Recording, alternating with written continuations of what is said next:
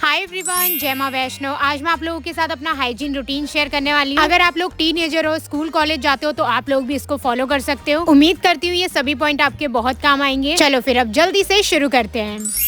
अब सबसे पहली चीज जो मैं विंटर में जरूरी करती हूँ वो है अपने स्वेटर से लिंट को रिमूव करना। अगर आपकी स्वेटर्स में इस तरीके से रूरे उठे रहते हैं तो वो काफी अनफ्रेश और ओल्ड लगती है। आपको बहुत ही अफोर्डेबल प्राइस में ये छोटा सा लिंट रिमूवर मिल जाएगा। इसको आपको सिंपली अपनी स्वेटर्स में रब करना होता है और बिना ज्यादा मेहनत के सारा लिंट आपका इस तरीके से कलेक्ट हो जाएगा। अगर आपके कपड़े अच्छे से क्लीन है, आयरन और उसमें लिंट नहीं है तो काफी ज्यादा फ्रेश लगता है और आपको कहीं ना कहीं और भी ज्यादा हाइजीनिक और कॉन्फिडेंट फील करवाता है। नेक्स्ट अब हम बात करेंगे बहुत ही सिंपल और इम्पोर्टेंट पॉइंट की। आपको पता ही है कि डेली शावर लेना कितना ज्यादा इम्पोर्टेंट है, लेकिन विंटर्स में ठंड की वजह से अक्सर हम इसको स्किप करते हैं। लेकिन ये बिल्कुल भी ठीक नहीं है। आप अपने अकॉर्डिंग पानी को गर्म कर नहाइए। सुबह ठंड लगती है तो दिन में स्कूल से आने के बाद या रात को सोने से पहले आप नहा लो, लेकिन करो डेली। अब अपने हर बॉडी पार्ट की तरह आपको हैंड की भी केयर करनी चाहिए। सबसे पहले अगर मैं नेल्स ग्रो करती हूँ तो सिर्फ लेफ्ट हैंड के करती हूँ, राइट हैंड के शॉर्ट ही रखती हूँ ताकि कभी मुझे हाथ से खाना वगैरह खाने में दिक्कत ना हो। नेल्स की लेंथ हमेशा उतनी रखो जितनी आप मैनेज कर सको। अगर आपके नेल्स बहुत बड़े लेकिन आप उनको अच्छे से क्लीन नहीं रख पाते हो तो वो आपकी हेल्थ के लिए भी अच्छा नहीं है और वो दिखने में भी अच्छा नहीं लगता। और बड़े नेल्स को तो नहाते वक्त आप ब्रश की हेल्प से अंदर अंदर तक क्लीन कर लो। और मैं तो आजकल अपने नेल्स का ध्यान और अच्छे से रखने लग गई हूँ। अभी कुछ दिनों से मैंने इसमें एक नेल पेंट लगा रखी थी, उनको रिमूव करके मैंने वापस नेल पेंट चेंज कर ली। इसके अलावा हैंड्स पर हैंड क्रीम लगाकर उनको मॉइस्चराइज रखो, इससे वो पूरा दिन सॉफ्ट और क्लीन रहेंगे।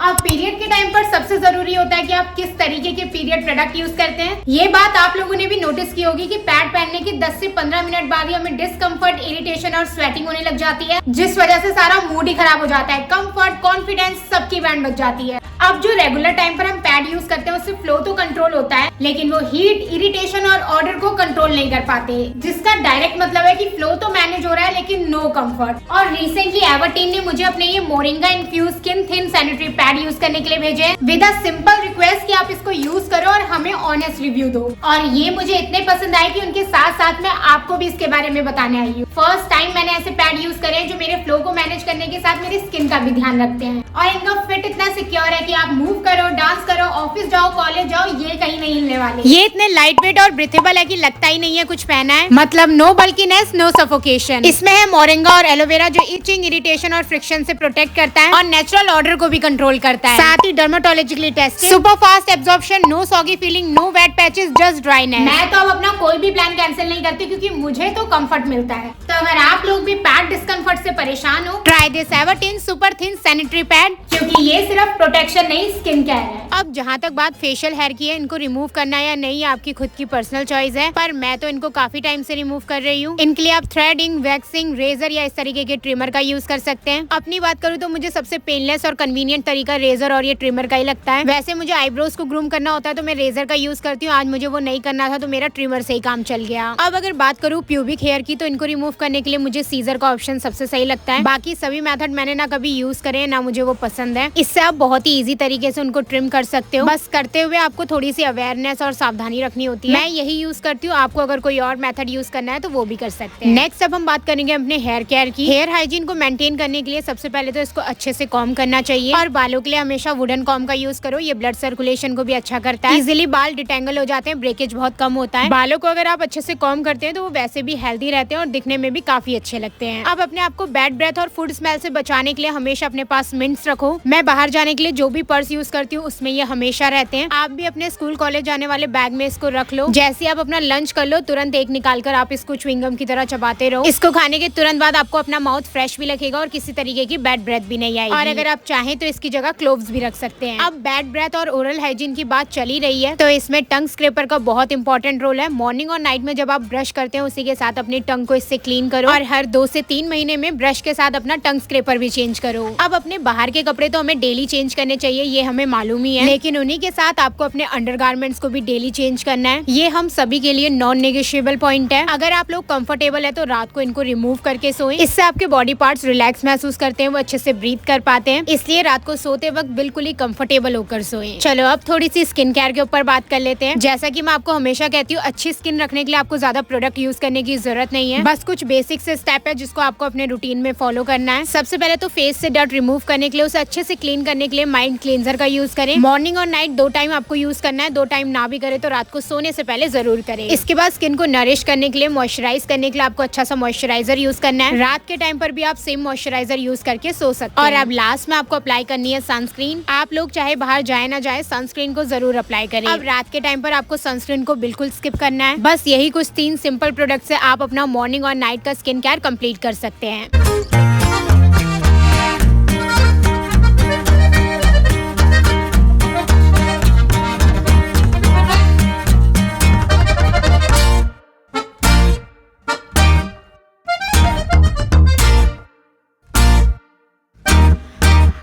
में स्वेट ट्रैप होने की वजह से बॉडी ऑर्डर आती है। इससे नहाने के तुरंत बाद अच्छे से अपने अंडरआर्म्स को पहले ड्राई करो। इसके बाद नॉन अल्कोहलिक कोई भी अच्छा सा रोल ऑन अप्लाई करो। और अगर आप इसको रात को सोने से पहले भी अप्लाई करते हो ना, तो ये 10x ज्यादा आपको बेनिफिट देगा। अब अपने हेयर हाइजीन को मेंटेन करने के लिए मैं बहुत ही सिंपल स्टेप फॉलो करती हूँ। डेली अपने बालों को अच्छे से कॉम्ब वाला स्टेप तो मैंने आपको बता ही दिया है। इसके बाद में हफ्ते में एक बार 2-3 ऑयलों को मिक्स करके अच्छे से अपने बालों में चम्पी करती हूँ। अगर आप अच्छे से ये 2-3 स्टेप भी फॉलो करते हैं ना, तो आपको अपने बालों की कोई ज्यादा चिंता करने की जरूरत नहीं है। कभी मेरे पास समय हुआ या मुझे बहुत ज्यादा मन हुआ तभी मैं हेयर मास्क लगाती हूँ, वरना मैं यही सिंपल स्टेप फॉलो करती हूँ। रात को ऑयल लगाना मैं अवॉइड करती हूँ। नहाने से 1-1.5 घंटा पहले अप्लाई कर लेती हूँ। और इसके बाद सिंपली मैं अपने फेवरेट शैम्पू और कंडीशनर का यूज करके अपना हेयर वॉश कर लेती हूँ। और अब यहीं पर ही आज की वीडियो कंप्लीट करते हैं। मैं मिलती हूँ आप सबसे बहुत जल्द। Okay, bye bye.